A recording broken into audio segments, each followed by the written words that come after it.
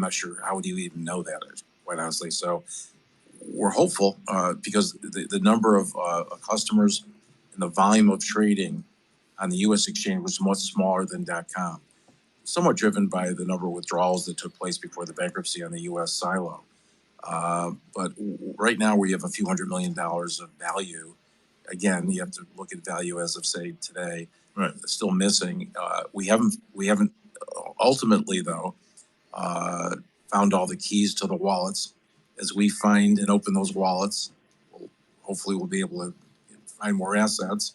And if we can attribute those to the U.S. silo, certainly there's a pathway to recovery there. So, really the case isn't closed yet on the U.S. It's just premature, to make a determination such as his.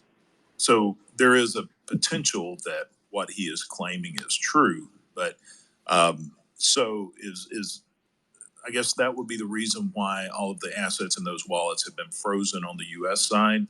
My follow-up question would be, if they are solvent, why would we freeze those? And along with that, is there any evidence of commingling of funds between FTX.com, FTX US, or Alameda, or any of the three together? That's what we have. That's what we're looking at right now. I can't, give you a clear answer on that today. We're looking, when we open up all the wallets, look where the source is from whence they came. We'll have an answer for you, but it's just much too early to tell you that. I appreciate that. But summarizing, there's not evidence right now that his statement would be true that FTX US is completely solvent. Clearly not. Okay. And something else that he did previously, he stated that the Bahamian regulators, he gave the Bahamian regulators a one-day advance warning to allow investors in the Bahamas to withdraw their funds. No one else outside the Bahamas was able to withdraw funds before the bankruptcy was filed. Mr. Freed said that he allowed the withdrawals because, quote, it was critical to the exchange to be able to have a future because that's where I am right now. And you do not want to be in a country with a lot of angry people in it. Is this explanation accurate? Well, here's what we know. I mean, I can't speak to his words. What we do know is the liquidation proceeding in the Bahamas was filed effectively 24 hours before our Chapter 11 proceeding. During that time period, and we've documented this in our court filings as of last night, the accounts were unfrozen just in the Bahamas. Over $100 million was released to approximately 1,500 customers in the Bahamas. Did you say 15 million or 15 100 million? 100 million. To 1,500 customers approximately. Okay. These are approximate numbers. Okay. And then the door was closed about the time of our Chapter 11 filing. And there were communications between Mr. Beckman-Fried and the Bahamian government specifically related to this leakage of assets. So Mr. Freed would have known that the bankruptcy filing was imminent when he did this? Yes, he was certainly in discussions with his counsel, who was in discussions with the debtors' counsel. All right. I see my time is quickly running out. Thank you for what you're doing and trying to recover what assets we can. And Mr. Chairman, I yield back. The gentleman from New Jersey, Mr. Gottheimer, who is also the Vice Chair of the Subcommittee on National Security, National Development, and Monetary Policy, is now recognized for 5 minutes. Thank you, Mr. Chairman. Thank you for convening this hearing. Since 2019, I have raised concern about the Securities and Exchange Commission's approach to digital assets. SEC Chairman Gensler has repeatedly claimed that most cryptocurrencies are covered by existing securities laws. Despite that, the SEC has not proposed a single rule to create guardrails for digital assets and has done a haphazard job of overseeing the space. The result has been a lack of certainty and clear rules of the road, and we are seeing the impact of that front and center today. They failed to do their job, and they failed to protect consumers, in my opinion. I've been calling on with other members on financial regulators to step up and create clear guardrails for digital assets. Nearly a year ago, I drafted the Stablecoin Innovation and Protection Act to create tough consumer protections and prevent destabilizing runs like we saw with the so-called stablecoin Terra that failed earlier this year. I also invited Chairman Rosenbaum to my district to discuss the clear regulatory steps the CFTC could take to better protect consumers and prevent thieves and snake oil salesmen from ripping off Americans with worthless digital assets. I've consistently been engaging with all market participants, associations, and regulators to promote innovation, the responsible development of promising financial technology, all with a clear eye to protect consumers. Instead of writing clear rules and guidelines for digital asset firms, however, the SEC has created a patchwork of ad hoc policies for crypto firms purely through spotty enforcement actions and random letters, haphazard enforcement that has missed the worst offenders. You can't regulate through a random patchwork of letters. You have to write clear rules of the road, which is what I've been calling on for years now. Chairman Gensler has told our committee and stated publicly that he has the authority he needs to oversee this industry. Yet the SEC hasn't written rules and has failed to foresee and prevent disasters in the industry and protect consumers from Terra Luna to FTX. It's time for the SEC to step up and do its job, or another regulator should take the lead. Mr. Ray, thank you for being here. Do you think U.S. financial regulators would have been satisfied with the accounting and risk mitigation practices that were in place at FTX International to prevent its failure from spilling over to FTX US and American investors? As I said on the record, I can't, speak to what the regulatory fix is here. Obviously, oversight is needed. Obviously, we need to have customers have to have control over their accounts, and clearly there's some needs here. I can't really specify what they might be, and I leave that to the committee to obviously work with the agencies to. FTX's group's U.S.-based crypto derivatives and clearing platform LedgerX, that has been overseen by the CFTC since 2017, was not included in FTX's wider bankruptcy filing. And according to your initial review of the situation, LedgerX is still solvent. During his testimony before the Senate Agriculture Committee last week, Chairman Benham argued that it was the oversight of his agency that ensured LedgerX was insulated from the failure of other FTX firms. From what you've seen, what protected LedgerX from the failures of the broader FTX ecosystem, and what could U.S. regulators, including the SEC, have done to protect Americans using FTX US? Certainly, we believe LedgerX, it is a regulated entity and it is solvent, and the customer accounts are segregated. And obviously that goes a long way to protecting customers. Do you believe that Mr. Bankman-Fried, when he says that all FTX US users will receive $1 on the dollar return of funds at the end of these bankruptcy proceedings? That's very speculative at this point.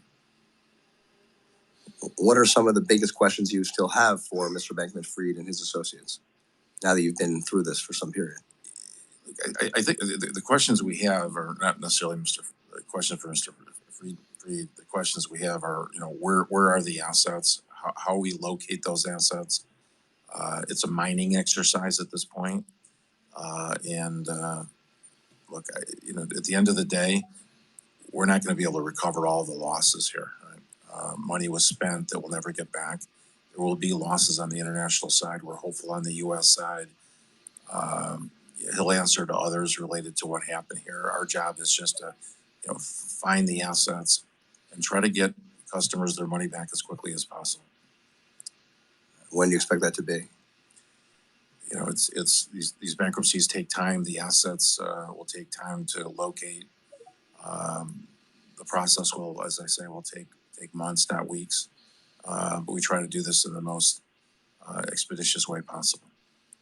Thank you for being here. I yield back. Gentleman from Ohio, Mr. Davidson, is now recognized for 5 minutes. Mr. Ray, thanks for what you're doing to recover funds that are missing, and for helping us build the evidence trail to find out, what happened. I think a lot of people look at your initial statements and you say, we know the following. First, customer assets from FTX.com were commingled with assets from the Alameda trading platform. Second, Alameda used funds to engage in margin trading, which exposed customer funds to massive losses.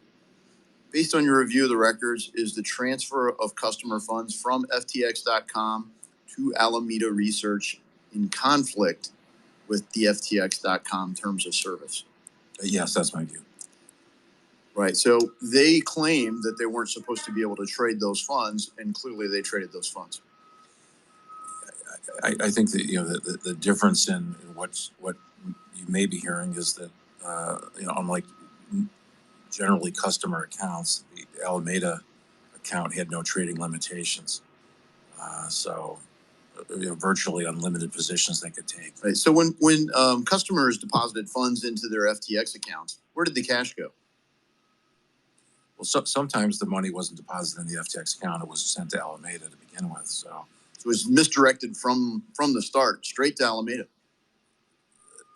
There was certainly some time period where there's no bank account at .com, and then ultimately, if you look at the structure of this, Alameda was essentially a customer on that .com exchange, and effectively, borrowed money from, or just transferred money from FTX customers to take its own positions on the Alameda hedge fund. Right. So at times it was just going straight to Alameda. At other times, did you uncover a path where there was some sort of settlement, like in stocks where there's T+2, where there was settlement back and forth between FTX and Alameda?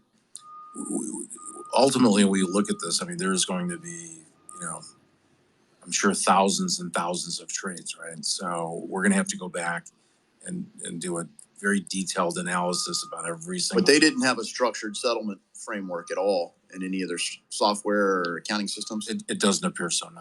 Okay, and have you ever done bankruptcies where you had to deal with custody of stocks? Yes. Yeah, so, obviously there you settle, you own shares or you don't own shares. You take custody of the shares normally after a 2-day settlement period. There's a netting period where firms that trade in these net out and settle the position at the end of the day. It doesn't seem any of this kind of thing existed for FTX. That's one of the findings. There was no reconciliation of the ledger on a day-to-day basis.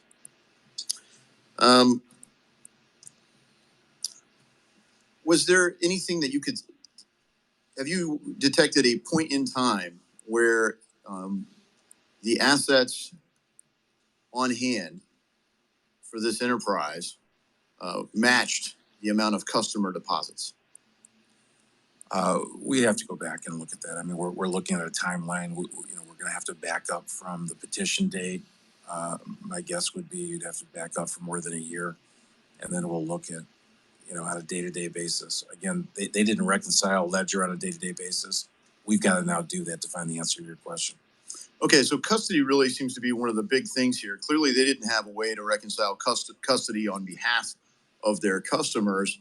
But sometimes when people were saying, boy, I don't know about this, maybe I'm going to take my funds out. Let's say somebody bought Bitcoin and now they want to exit with custody of Bitcoin and have self-custody. Is that the point in time when FTX or some combination of these entities acquired the Bitcoin so that they could deliver what the customer was requesting? Well, there's a certain amount of liquidity at a point in time. I think the problem happened when there was effectively a run on the bank and there was just less assets there than the depositors effectively would require to be drawn out. Underscoring that is a commingling of those assets even amongst the customers themselves. So it's just really one pot of crypto, if you will. Right. Okay. So no control, no custody. And the only real safeguard the individual consumer had as this was unwinding was the hope that they could somehow be one of the lucky people that decided to say, I'm going to take possession and self-custody my own digital asset. Those people, if they've exited and they have custody of the assets, are their assets now safe?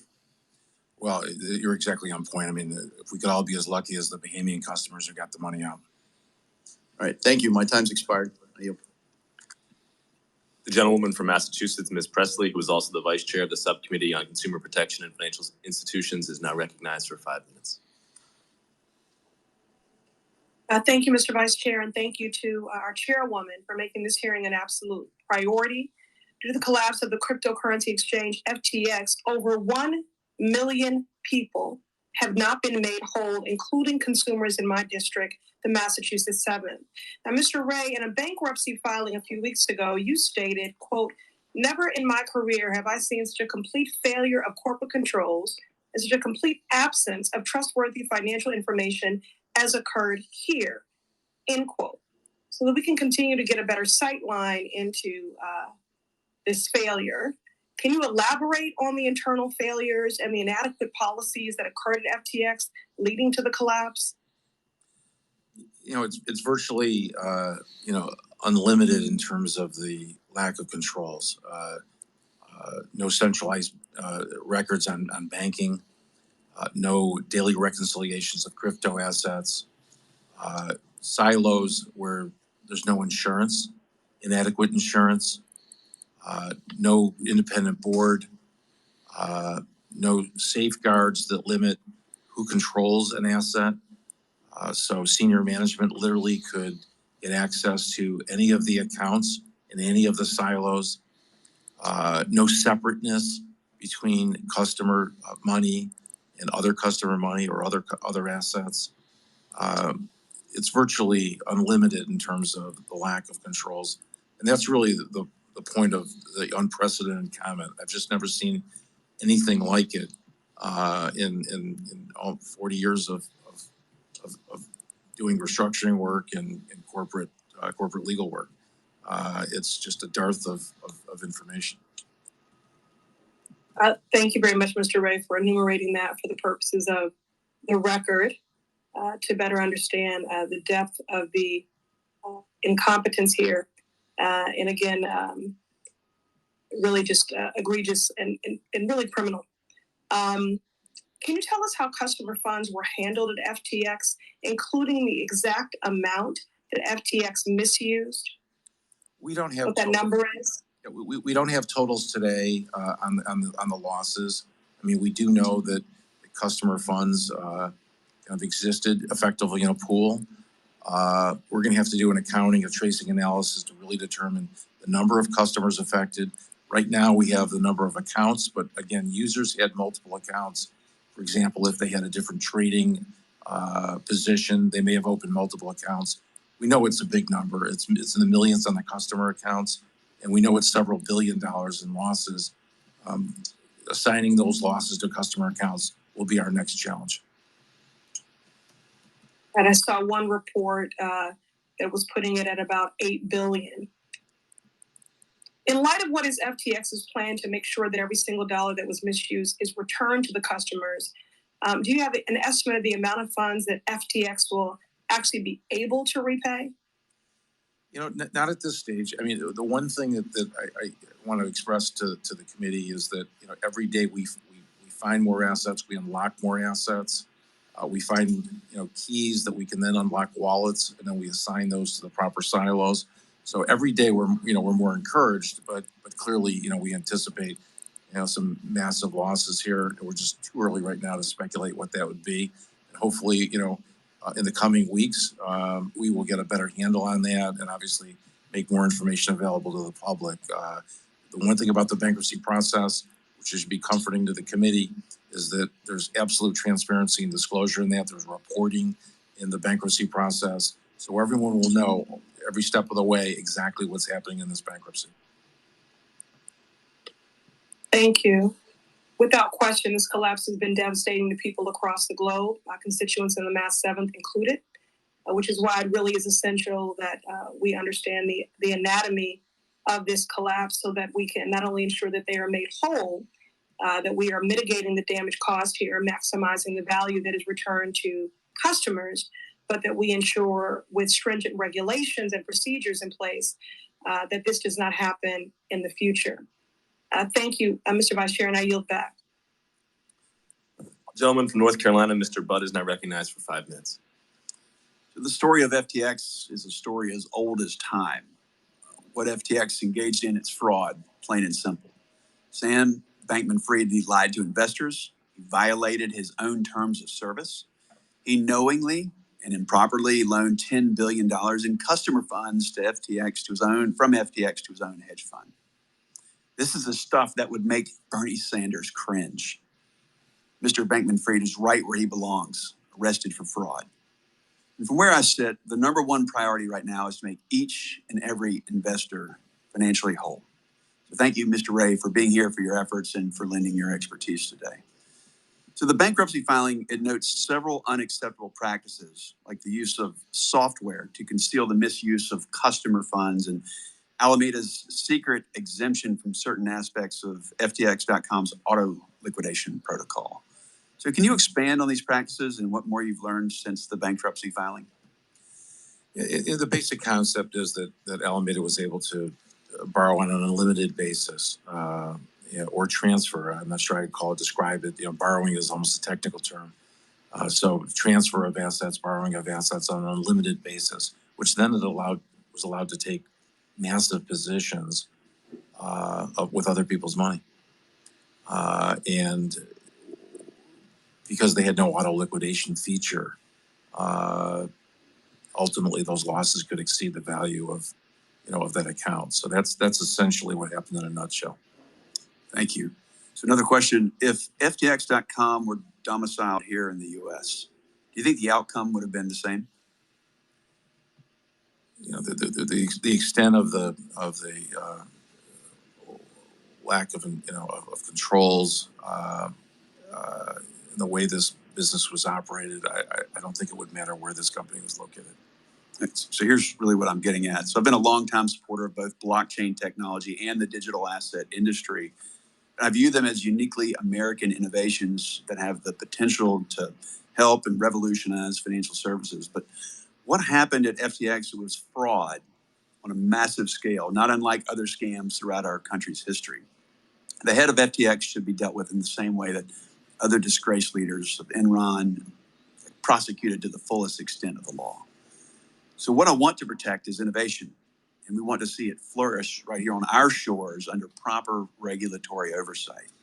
So it's clear now more than ever that regulatory ambiguity coupled with a practice of regulation by enforcement used by agencies like the SEC, it's led to companies moving offshore, where they're often out of reach of proper American oversight, which puts all investors at risk of another FTX-type scam.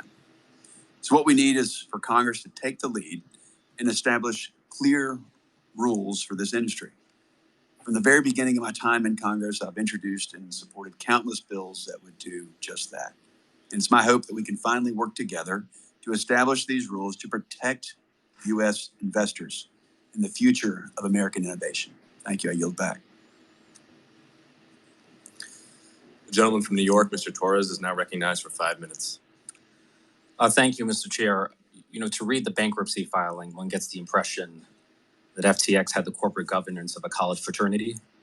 In the bankruptcy filing, you note that decisions about the disbursement of funds were made via an online chat with personalized emojis. It seems to me corporate governance by emoji sounds like a recipe for the misuse of funds. During the New York Times Deal Book interview, Sam Bankman-Fried said that FTX and Alameda were, if not in intention, in effect, tied together more substantially than I wanted it to be. And Mr. Bankman-Fried speaks as if the conflict of interest came as a shock to him, as if it arose by accident or by mistake rather than by design. But it seems to me that Mr. Bankman-Fried set up a mutually beneficial relationship between Alameda and FTX. He would use Alameda as a market maker to generate liquidity and trading revenues for FTX, and then use FTX as a lender to generate leverage for Alameda. And that incestuous relationship was neither accidental nor incidental. That incestuous relationship was central to the crypto empire that Mr. Bankman-Fried built. Do you agree with that analysis? I can't take any exception to what he said. And so do you think that Mr. Bankman-Fried knew or should have known that the conflict of interest would foreseeably culminate in the commingling of customer funds? I certainly think he should have known his actions would result in the circumstances that we now find ourselves in. Absolutely. When FTX was seeking a bailout, FTX circulated to investors a balance sheet whose largest assets were tokens that FTX itself had invented. The largest asset on the balance sheet were $2.2 billion in Serum tokens. The Serum token is a creation of FTX. And needless to say, the value of a Serum token depends on the value of FTX as a company. If FTX collapses, the token is worthless. It becomes no different from monopoly money. Do you agree that there's something fundamentally fraudulent about the practice of counting your own tokens as assets on your balance sheet? Well, clearly, because of the way the token is created and the liquidity, it's a very very risky position to use your own asset effectively as collateral. When I think of an asset, I think of something that has value independently of the company. Just like a corporation would not count its own stock as an asset, it seems to me no crypto company should count its own tokens as an asset, because if the company collapses, so does the token. Well, in terms of tokens generally, I'm not really making a judgment about, homegrown tokens. Certainly out there in the marketplace, they trade. Limitations on the use of your own assets as collateral certainly seems inherently risky. And I suspect the customers themselves didn't realize that. So those are at least two problems. FTX reportedly holds $900 million in liquid assets against $9 billion in liabilities. These are based on media reports. And it's been reported of the liquid assets, the largest among them is about $500 million in Robinhood stock. According to the Financial Times, the Robinhood shares are controlled by a foreign entity called Emergent Entity, which is said to be personally controlled by Sam Bankman-Fried. So the largest liquid asset, the Robinhood stocks, who controls it? Is it you as the FTX CEO or Sam Bankman-Fried? Sam Bankman-Fried does not control that asset. That's an asset of the estate. During the New York Times DealBook interview, Mr. Bankman-Fried said that he knew that there was a problem on November 6th, yet despite knowing what he knew on November 6th, on November 7th, he proceeded to tweet the following statement, quote, FTX has enough to cover all client holdings, leading the public to believe that there was no problem. In your view, was he telling the truth or was he lying? I can't, I don't want to give the dignity to his comments. He also said that he had $10 billion to invest in the company that day. So let me ask the question differently. At that time, when he sent out the tweet, leading the public to believe that we have enough to cover all client holdings, did FTX actually have enough liquidity, enough assets to cover their liabilities? Absolutely not. So that statement was false? Yes. Okay. And I'll leave it at that. Thank you.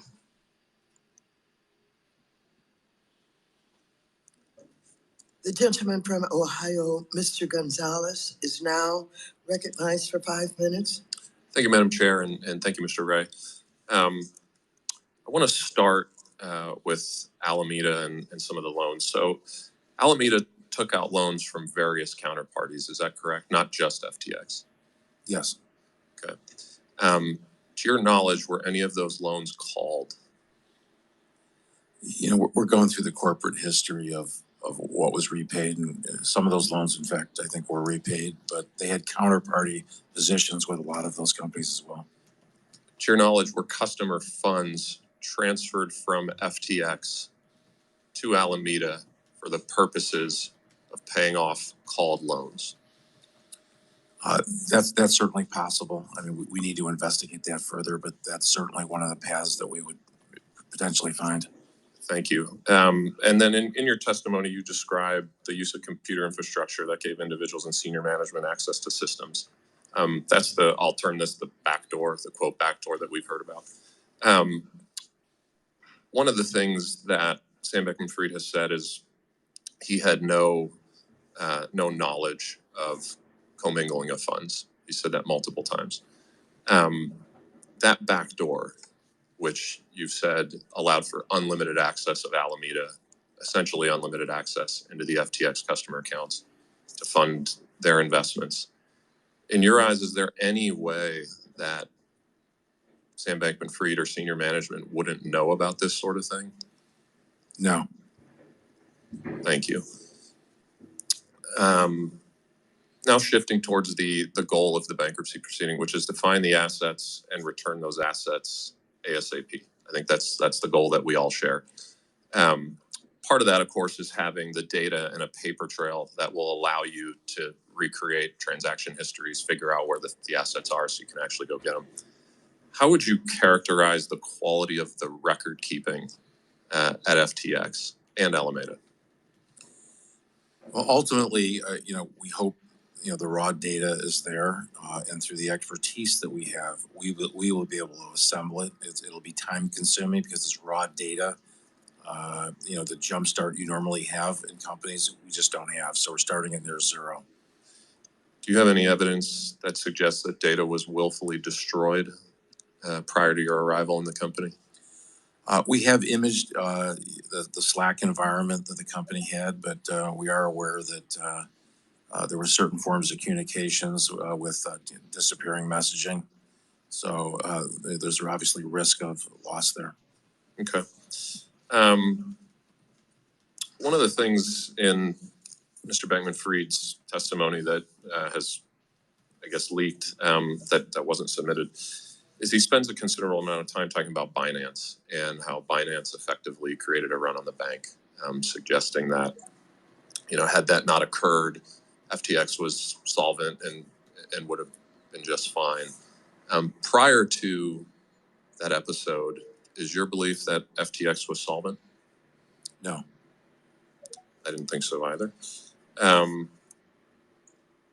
That's pretty much all I have for questions. The one final thing I'll note, also in that testimony, there's some accountability, which is of course good, but then there's a lot of excuse making and some complaining. Like, in fact, many of us are still missing access to our own personal data, which is being held hostage by the Chapter 11 team's leadership. I would note that's what happens in life when you perpetrate a massive fraud and steal billions of dollars from your customers. You lose your freedom and you lose access to a whole bunch of things that otherwise you wish you would have. So just a simple reminder for everybody that that's what happens. Final question, actually, I do have one minute left. You've mentioned the $100 million that was transferred to 1,500 Bahamian accounts prior to the bankruptcy. I'm not going to ask you to say this is exactly what happened, but what does your sort of spidey sense say about what might have gone on there? It's awfully suspicious.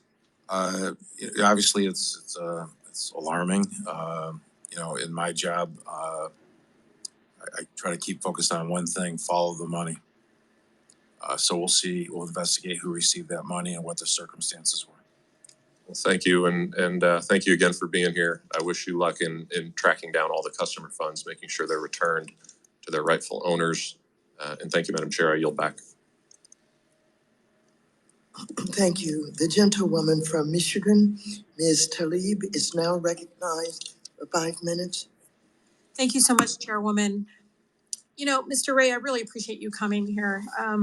You know, one of the things that kind of stood out for me is the you know, how much FTX spent on celebrity endorsements and arena naming rights, really targeting residents like myself and others, you know, in my community. Naming rights of the Miami Heat arena, I think you all spent like what, $135 million. NFT partnerships with the Golden State Warriors and Washington Capitals. I think 210 million sponsorship of the Mercedes. I don't know, it's some little long line here. Endorsements and ads with Tom Brady, Naomi, Stephen Curry, Larry David. It goes on and on. Do you know the total amount of FTX, how much they spent on sport endorsements and arena naming rights? You know, we don't have a full tally of that because it's just an accumulation of data. Do you know if you all spent more on FTX versus FTX.us? I know I don't have a breakdown for you, and I can't tell you how much was paid in crypto versus cash. When you all ran that TV during the Super Bowl, I think you doubled the number of U.S. users. Is that true? You know, I don't have data on that. Do you think it's financially responsible to be spending hundreds of millions of dollars on these kinds of sponsorships and quote unquote partnerships while they were unable to cover the customer deposits? No. Personally, it sounds a lot like, you know, Houston Astros playing at Enron Park. I represent the third poorest congressional district, Mr. Ray. This really impacts everyday folks like my residents who were really targeted by a lot of those ads. The crypto industry has spent millions on this marketing. And, you know, one of the things I read, which was really taken aback, and I know Madam Chair might have heard, but, you know, the Ontario teachers pension had to write off $95 million. These are teachers. And the consequences of the crypto collapse on everyday people is something that doesn't get discussed enough. And understanding why accountability and oversight is important. That's why I really appreciate the chairwoman doing this hearing. The idea that cryptocurrency can be a solution for financial inclusion is not only laughable, it's dangerous, Mr. Ray. These quick rich kind of ads and targeting my residents, it is predatory. And quote my friend Senator Warren, it's bullshit. And let me talk about that BS a little bit. the role of exchange tokens in the crypto industry's business model. It's reported that Media held billions in, illiquid FTT, and then FTTX's own exchange token. Meanwhile, FTX's own website stated that FTT was the backbone of FTX's ecosystem. I know, you're rolling your eyes. I don't know if anybody can see it. But the price of FTT traded in the high 70s over the summer. But by the start of November, it hovered, I think, around $20. And then the collapse in value triggered a so-called a bank run-like situation. And then right now, FTT is, I think, valued at just over $1 per token. Is that correct? That's correct. Clearly, FTX had an interest in inflating the value of their own token and it seems in hindsight that FTX was being propped up by monopoly money. Is that correct? There may be a pattern there, yes. Mr. Ray, have you discussed in length how FTX.com is siloed from FTX.us and FTX.us users? Well, structurally they are. They do share a common environment, the AWS system. Can FTX.us, users though, could they trade with FTT? Is that? On their particular exchange, which would be the FTX.us exchange, yes. So can you describe how FTT's collapse and value has affected FTX.us silo and how it's affected US customers' residents' ability to recover their funds? We don't have a full accounting of what crypto assets are within each silo that back up those customer accounts.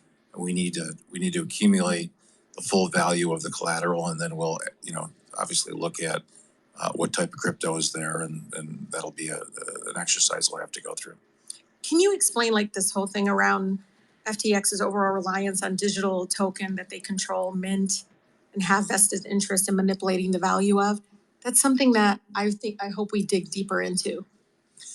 I've seen stories about that and I've read quite a bit about it. We have not done a full investigation into what was going on in the marketplace relative to the various tokens. I know that's of particular interest to the regulatory community. Some of this may have played into what happened in terms of the downfall of FTX and other crypto companies. So it's certainly something we're going to investigate. Thank you.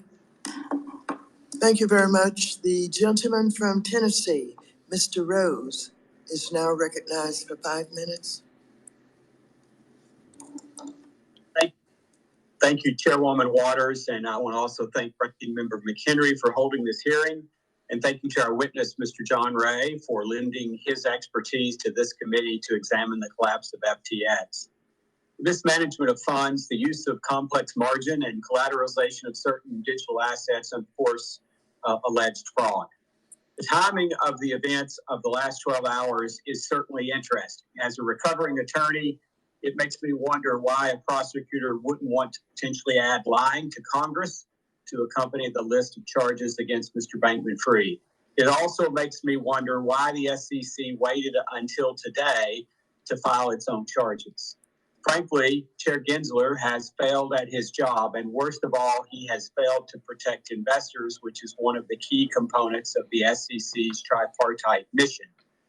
Similarly, while he has been asleep at the wheel, the Democratic majority has failed to have him to testify before this committee for over 14 months, which I believe is a disservice to investors. I hope that in a few weeks that we in the new Republican majority will finally start to hold the Biden administration accountable for their failures. Now, I see my time is limited, so I will dive right into my questions. Mr. Ray, it is my understanding that FTX and Alameda hold a number of digital assets, including more than 30 billion of Tether USDT. Can you describe the efforts that you're taking to ensure that unwinding FTX in the bankruptcy proceeding won't cause unnecessary negative impacts to these digital asset markets? At this stage, what we're doing is sequestering those assets into cold storage and securing those. We have not embarked on any sort of liquidation process related to those crypto assets. And when it comes time to look at The ultimate distribution of those assets, whether it's in cash or in kind, obviously we'll be instituting every procedure and process in place to make sure that there's no depreciation of the value of what we're distributing. Our goal is to maximize the value to customers. Thank you. Mr. Ray, you have said that, among other things, Alameda and FTX used customer funds to make investments in a variety of businesses and ventures. Have you seen any documents suggesting that the recipients of those investments did any due diligence as to the source of funds being used by FTX and Alameda? I've not personally seen any documentation relative to other parties' due diligence. I'm not sure we would necessarily be privy to that, but we certainly haven't found anything to date. On the flip side, have you seen any indication as to whether adequate due diligence by FTX's institutional investors would have raised red flags? I don't know what work they did. Obviously, they found themselves in a fairly grave position. I don't know what due diligence they may have done. It's hard for me to answer that. Is there any indication as to whether any potential investors before the events in November took a pass on investing after taking a hard look at FTX? Again, I'm not really privy to what due diligence people may have done. It's just not something that I've got visibility to. So I from owning a company myself and responding to due diligence requests and making them as we looked at companies, we kept significant records of the due diligence, both that we requested and that we responded to. Are you seeing evidence that any such records were being kept by FTX? Not that I'm aware. Again, part of my testimony is that the company's record keeping was very minimal. Even as to some of the investments, we don't even have the complete transactional documents that govern the investment itself. So I think that speaks somewhat for your question. And again, just to give you a chance to reiterate, you, from all of your experience throughout your career, you find that to be remarkable. I would take it. Yeah, truly remarkable. Well, thank you again for being with us today. And Chairman, thank you. I yield back the balance of my time. Thank you. The gentlewoman from North Carolina, Ms. Adams, is now recognized for 5 minutes. Thank you, Madam Chair, and thank you, Ranking Member McHenry, for hosting the hearing today. And to you, Mr. Ray, thank you for being here. Mr. Ray, judging by the reaction of my colleagues, it's clear how frustrated we are, especially given your testimony where you state that you had never seen such an utter failure of corporate controls at every level of an organization. So, Mr. Ray, my colleagues and I have asked repeatedly about your efforts to recover customers' assets, and you've told us today it'll take some time. But you're the expert here. Do you genuinely believe that these customers are ever going to get their money back? Well, certainly, we're working hard to cover all of the assets and sequester those for ultimate return to customers. It's obviously a challenge. It's a massive loss. It's very speculative right now what that recovery will be. It's too early to tell what the ultimate recovery will be to each particular customer. At some point, we'll obviously know that, and we hope obviously to maximize that. Well, okay, it doesn't sound like you really think they're going to get their money back. But let me, do you think that some of the losses suffered by these investors are simply a result of the nature of investment and risk-taking in the market, or was this fraud? Well, certainly, I think the way the company operated lended itself to materially risky losses, positions. Clearly a better run company would have had controls and procedures in place to avoid losses. Okay, thank you, sir. Let me revisit the quote from your testimony. I want you to touch on the quality of FTX's bookkeeping. Was there a discrepancy between what it disclosed to its investors versus what was going on in the company internally? And can you provide an update on your efforts to fill those gaps? Well, the quality of the record keeping was very poor in the company. We still don't have complete financial statements for every one of the entities. We're going back and rebuilding those right now. Our process is to have a beginning entry with our assets and cash, and our liabilities, and we'll do that on an entity by entity basis. In the coming months, through the bankruptcy process, there'll be disclosures about the financial status of every one of the entities. But that's a process that we'll build out over the next 4 months. So in your testimony, you discussed the existence of a computer infrastructure that gave senior management personal access to customer funds and lacked security controls. So can you describe examples of the misuse of customer funds that took place as a result of these vulnerabilities?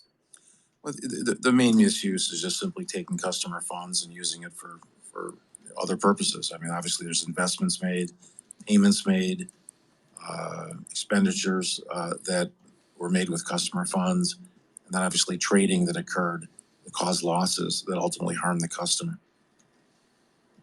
All right, thank you, sir. Madam Chair, I yield back. Thank you. Thank you very much. The gentleman from Wisconsin, Mr. Stile, is now recognized for 5 minutes. Thank you, Madam Chair. Thank you, Mr. Ray, for being here.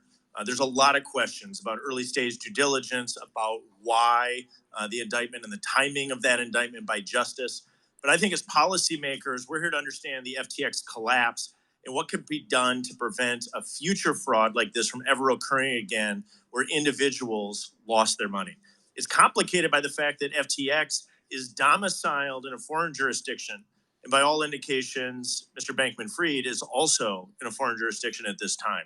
And so we should ask ourselves tough questions as to why a company like FTX would choose to set itself up in the Bahamas rather than the United States in the first place. I think that's a question for Congress. And also, we can't lose sight of the fact that millions of Americans lost money in this. I'm outraged. I think you're outraged. The American people should be outraged. Let me dive in. A day after FTX filed for bankruptcy, multiple outlets reported that there was a hack or a potential theft. You have stated unauthorized access to certain assets occurred and that the company was in touch with law enforcement officials and regulators. Have you determined whether, in fact, assets were moved out after the bankruptcy? Yes, clearly there was assets moved out after the bankruptcy. And do you know whether or not that was an actual hack, or was this done, as has been reported, at the direction of the Bahamian authorities? It was both.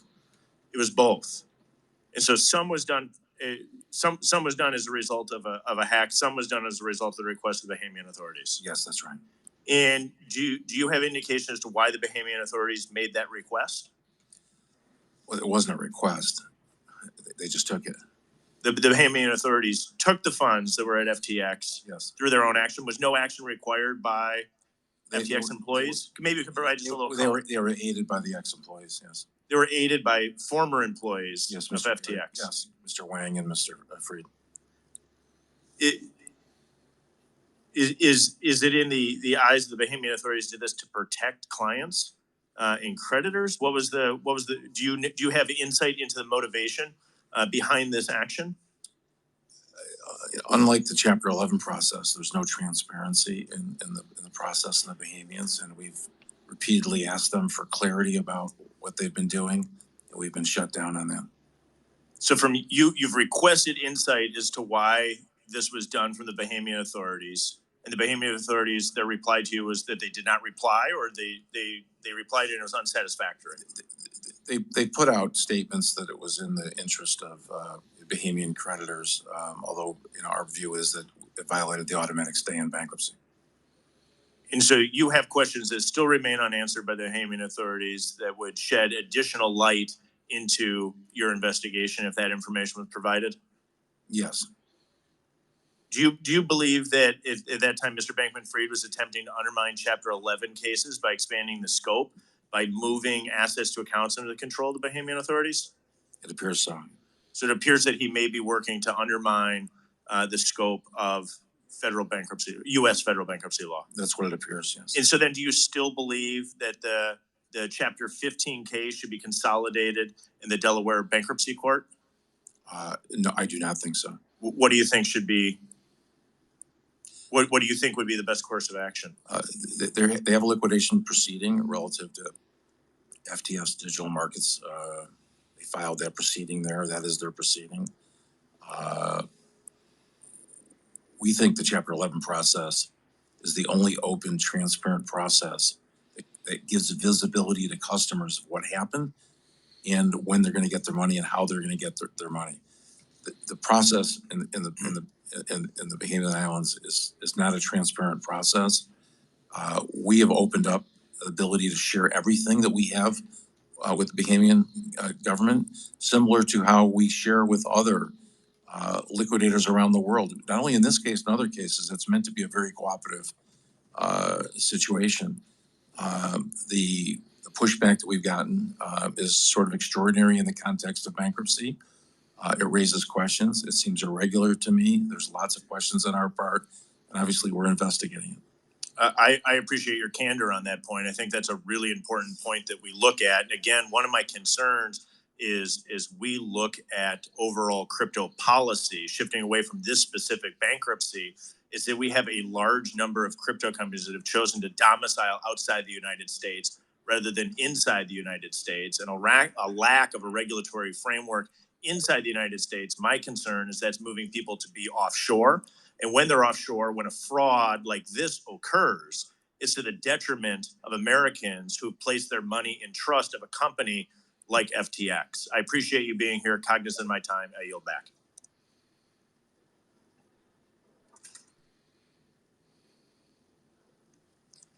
The gentleman from Massachusetts, Mr. Lynch, who is also the chair of the Task Force on Financial Technology, is now recognized for 5 minutes. Thank you, Madam Chair. Thank you, Mr. Ray. I appreciate your patience with us today and your testimony.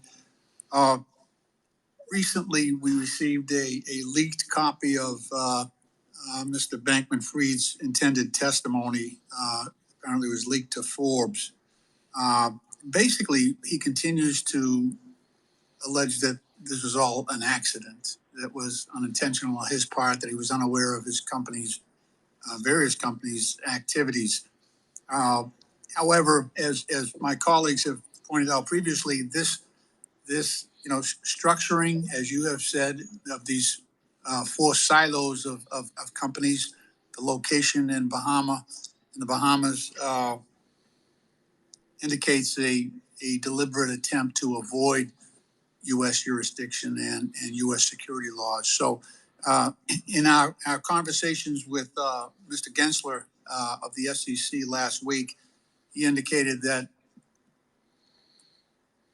there are laws in place that would have protected investors and customers had Mr. Bankman-Fried decided to register his offshore operations here in the United States. Is that your understanding? I'm not familiar with the regulations he's speaking to. Obviously there was an absence of regulation relative to these operations, so clearly any regulation would have helped.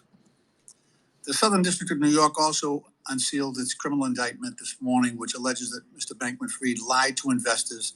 He now faces about 8 counts, including wire fraud on customers and lenders and conspiring to defraud the U.S. and violate campaign finance laws.